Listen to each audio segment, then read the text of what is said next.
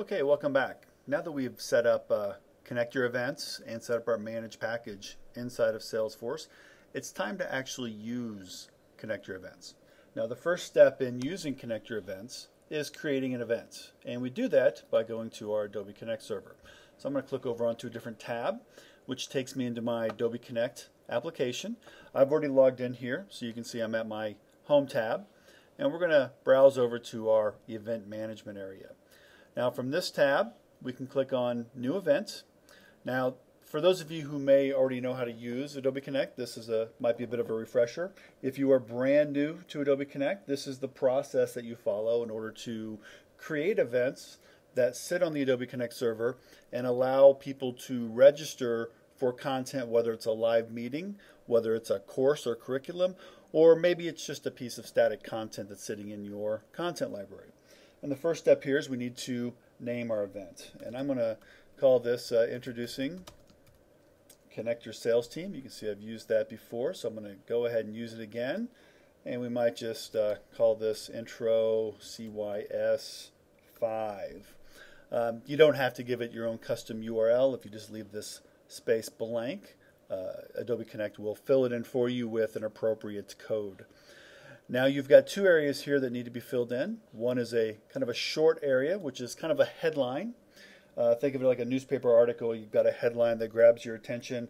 In this case, I might want to say, integrate Adobe Connect with Salesforce.com. And that would hopefully grab somebody's attention. And then in the detailed area, you're going to put your agenda. I might put during this 60-minute overview, you will learn, and then so on. You know, in this area, you would put your agenda, maybe talk a little bit about who the speaker is, maybe even talk about who the intended audience is. But it's basically for you to provide more details so that participants can choose whether or not it's material that they wish to attend or not. Since I'm setting up an event around a live event, I need to pick a start and stop time. I'm going to go ahead and schedule this for the 14th of June at 3 p.m. and we'll have it end on the 14th of June at 4 p.m. Mountain Time is where I'm located, so we'll leave the time zone set the way it is. And then I just need to grab an icon. I might just grab my agenda icon for this.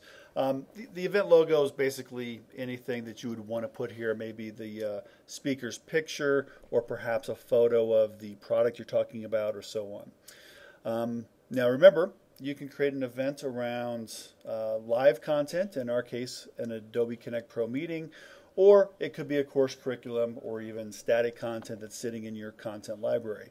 I'm going to go ahead and leave the radio box selected for Connect Pro meeting and click Next. Then from here, it drops me off into the My Meetings folder. I'm going to go ahead and grab one of my meeting rooms. I might just put Meet with Matt and click Next. Then we need to select the fields that will be used for our registrants to fill out when they register for our event. So I might want to grab things like company name, maybe their address, and perhaps their direct phone number. Click Next. On this screen, we're going to either reorder the fields that we want to collect, or we could even ask custom questions. For example, I might want to ask a question such as, how did you hear about this event? And down here, I might put something like Google,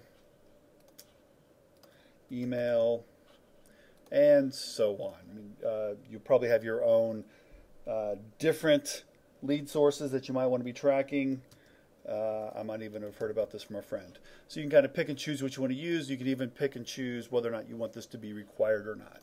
I'm going to go ahead and hit Save. And now we've got all the required fields that we're going to collect, plus a custom question that we've created on the fly. Most people don't use this feature because most of our customers who are using Salesforce.com use more robust marketing tools for sending out the emails that they want to use for invitations. But if you did need a basic system for sending out invitations to your events, you can certainly import lists to this area and create kind of users and groups that you would send your invitations to. I'm going to go ahead and, I don't need to do this, I'm going to scroll down and click next. And then finally we can customize the various emails that are going to be triggered throughout the entire process of your event. For example, since I'm not using this for invitations, I can deselect this one. I don't have people in an approval mode, so I don't need to send out approval pending emails. I do want to notify users when they are approved, which means they're confirmed for the event. Since I'm not manually approving, I won't be denying anyone, so we don't need to worry about our denying email. I do want to, however, show reminder, or I want to send a reminder email closer to the event, so I'm going to go ahead and check this box. And I want to send automatic thank yous and sorry we missed yous for those who attend or don't attend. Now, any of these emails can be customized if you simply click the link over to the right. You can customize the subject line and the body of the email, and even include a Microsoft Outlook calendar invite. So go ahead and customize each of these emails as you see fit, and then click Finish. And once we click Finish, we just need to publish. So I'm going to go ahead and publish and choose Publish again. And now our event is ready to be registered in. Go ahead and tune back into our next tutorial to see how we take the event that's been created here and we map it into Connect Your Events. Thank you for your time.